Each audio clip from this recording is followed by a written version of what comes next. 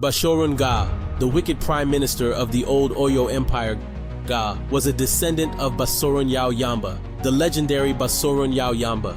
Because of his many war triumphs and the protections he granted the people against the king's cruel and dictatorial rule, he was well liked by his people.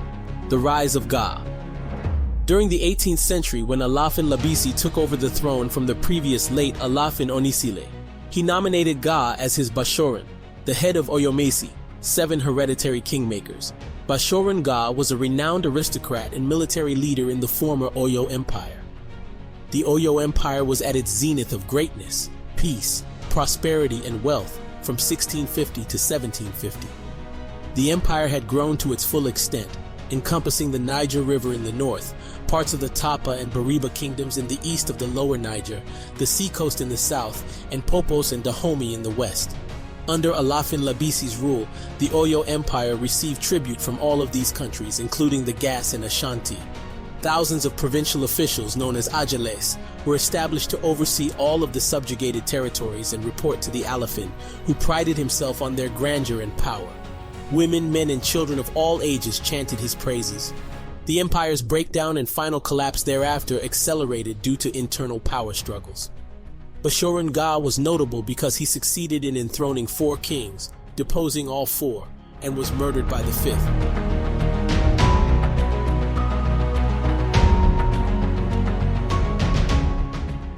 The reign of Alafin Labisi. Alafin Labisi is the Oyo Empire's shortest reigning Alafin to this day. He was only on the throne for 15 days. He committed suicide as a result of Bashorun Gaa's pressure. This poor king was elected to the throne but denied the right to be crowned. His Bashorun Gaa grew in power, plotted against him, and murdered all of his pals. When Labisi was no longer able to dominate, he committed suicide. The reign of Alafin Awambioju Gaa crowned Prince Awambioju after Labisi's death and demanded homage from him. Basorun Gaa demanded that the king prostrate before him 130 days after his installation. When the king refused, he was assassinated. The reign of Alafin Agboluwaje. Following the death of King Awambioju, Agboluwaje was appointed Alafin of Oyo. He was a tall and attractive prince who steered clear of any confrontations with Basorun Gaa.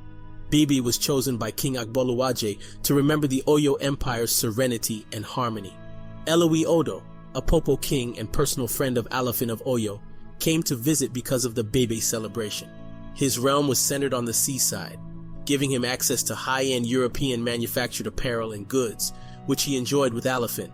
The Bibi festival was akin to a jubilee, or a celebration of the king's reign's golden period. This once-in-a-lifetime event lasted 3 years. Everyone, rich or poor, high or low, had the freedom of speech and expression throughout the celebration without fear of being accused of sedition or treason. There were no riots or controversial behavior during the festival's 3-year run. No one was brought to justice. However, the Bebe festival was always accompanied by 2 human sacrifices to each previous king, starting with Oduduwa and going down. As the highest degree of worship and thanksgiving, several animals were slaughtered for the king and his consorts to dance on. The Bebe is also termed IKU, or burial rituals, since it intended to mark the end of a lengthy reign, from the fact that the few kings who celebrated it died a short time later. Explained by Samuel Johnson. Elowi Odo was given a lavish reception at Bebe festival, and the Oyo populace were envious and enraged because he outdressed their king. Everyone is allowed by custom to appear at Oyo during Bebe in his best, King Agboluwaje had pleaded. How much more should a king do? Basorun Gaa was likewise inconsolable over the affair, despite King Agboluwaje's entreaties. His behavior in this case is forgivable, and as a result, it should be overlooked. But Gaa was unconcerned, and he waged war. Elowi Odo crossed the Eswagbo River and fled to the Tapa nation after being warned. King Agboluwaje, unaware of his friend's brief escape, poisoned himself and died before his envoy returned. The reign of Alafin Majogba.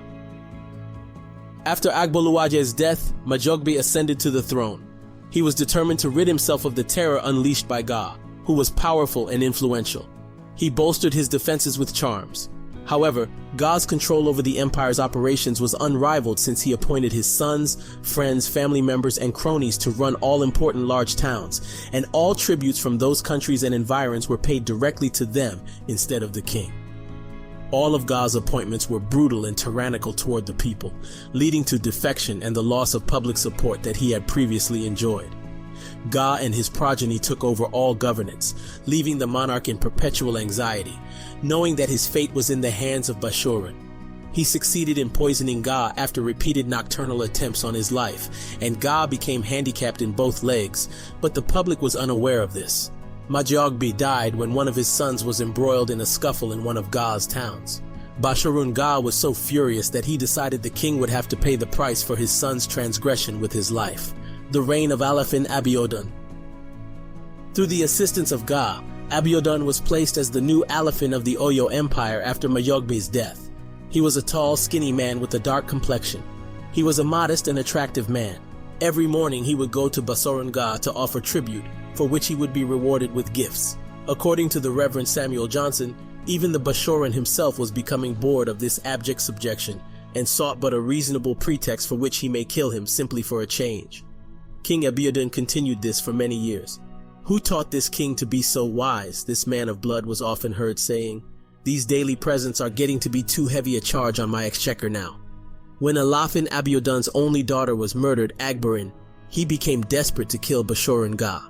Bashorun Gaa was believed to be in need of a deer, Agbarin, and when he couldn't find one, he ordered his men to murder Alafin Abiodun's daughter, Agbarin, because they had the same name.